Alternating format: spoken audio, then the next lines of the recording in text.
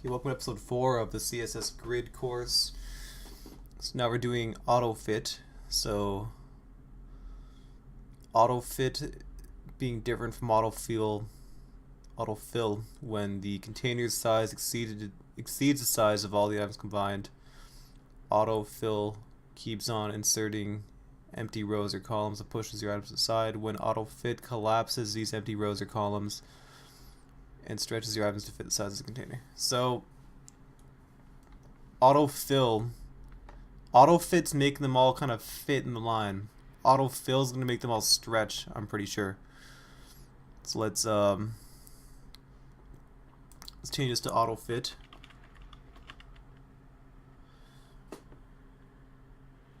The dash. Autofit's going to make sure they fit. So it's going to kind of impose this 1FR on them. When autofill is what is happening up there actually. Autofit. So this is autofill. This is gonna favor the smaller one. It's gonna favor 60 pixels.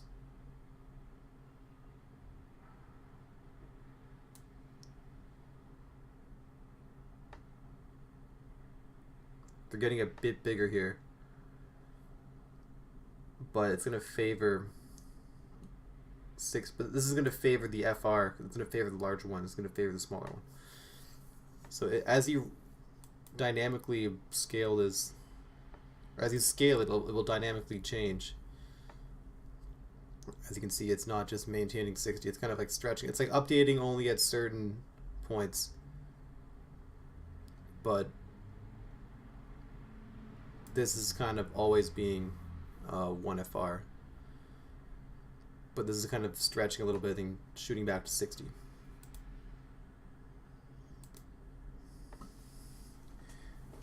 CSS Grid, use media queries to create responsive layouts. CSS Grid can be an easy way to make your site more responsive by using media queries to rearrange grid areas. Change dimensions of a grid and rearrange the placement of items. So here we have an advert on the left, then a header, content footer. The typical website design you'd see here. So you can see the applications of this already. CSS Grid can be an easy way to make your site more responsive by using media queries to manage grid areas. Change dimensions of a grid, rearrange the placement of items. In the preview, when the viewport width is 300 pixels or more, the number of columns changes from 1 to 2. So the viewport being this, they're saying eventually it's going to be like this.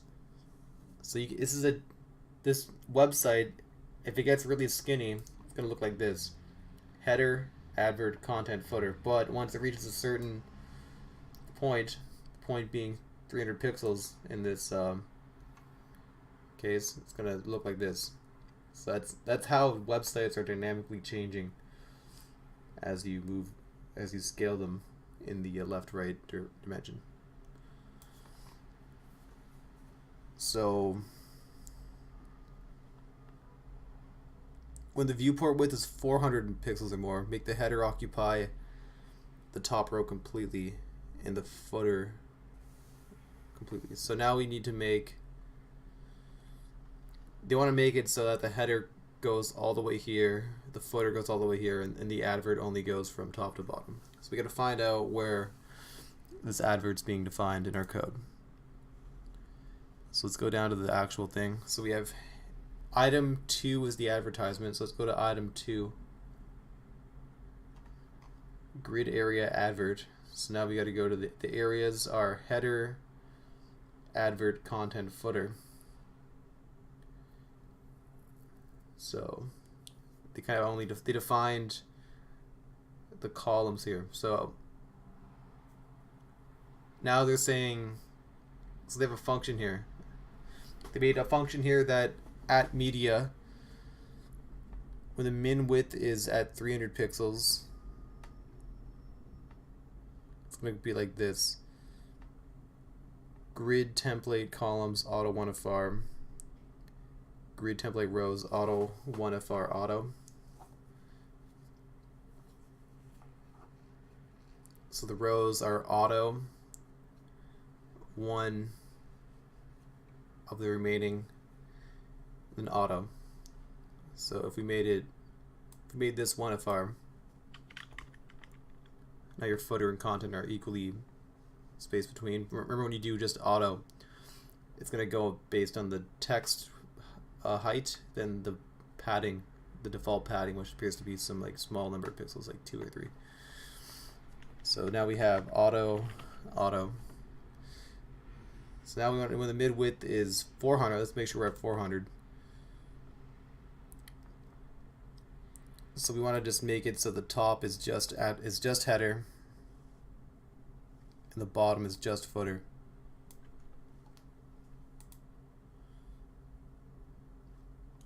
And so is this going to work?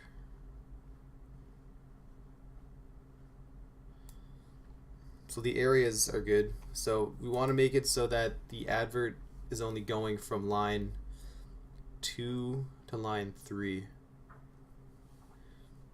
So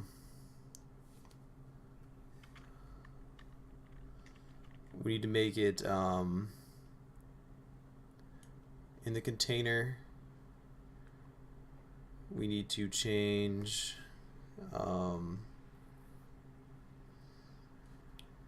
this to go from there to there. So we kind of want to throw this in with content.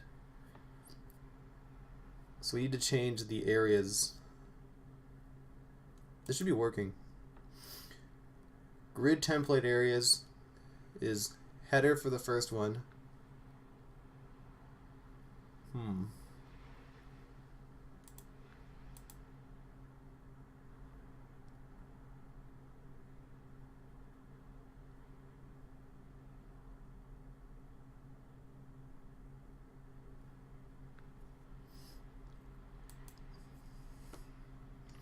Maybe let's do grid template columns.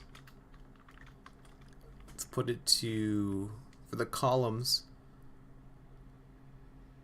we want it to just be auto.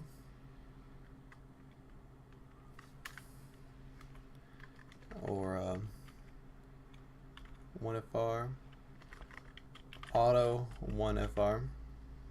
So now we're back to that. For grid template rows auto 1FR auto. Now we're at the same as before. So all I did was change the template areas. So now when you change the area to header, advert content, and footer,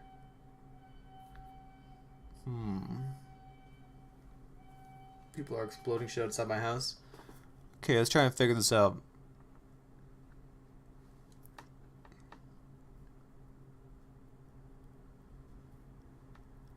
So the default's going to be these 4 in a line.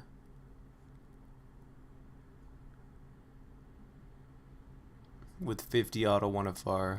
That. So I think what we have to do, we have to change item 2 to be change the span.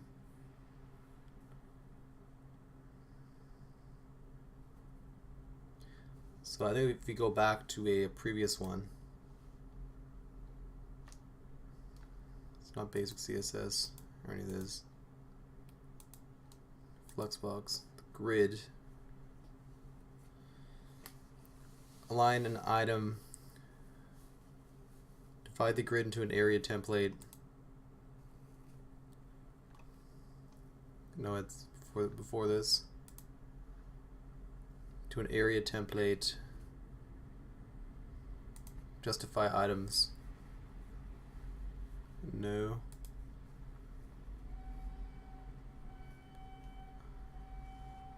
Row gap.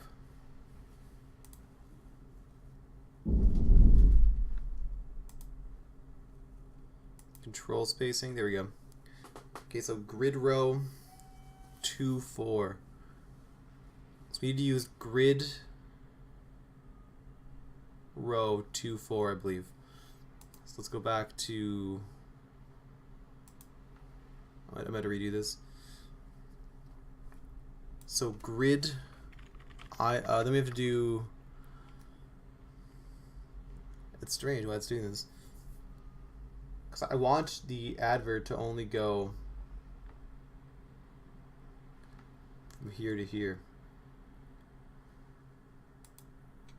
Maybe it's a messed up thing.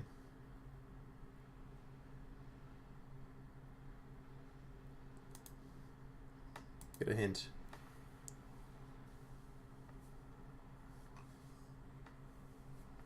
There's no this is stub. What does a stub mean? Nothing else.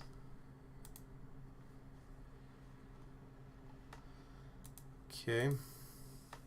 Watch a video. There we go, we have a video. Let's see how he does it. Media queries can be used along with template areas to make responsive layouts. Let's look at the page right now. See, when I change the size, it will change how things are laid out on the screen with the header, the advert, the content. So you can see how that works here. Here is the default. The default one is right here, and the default would be in the smallest size. However, we also have this media query when the min width is 300 pixels. So when it's over 300 pixels, we're going to change the template. So you'll see here, there's just 4 areas: header, advert, content, footer.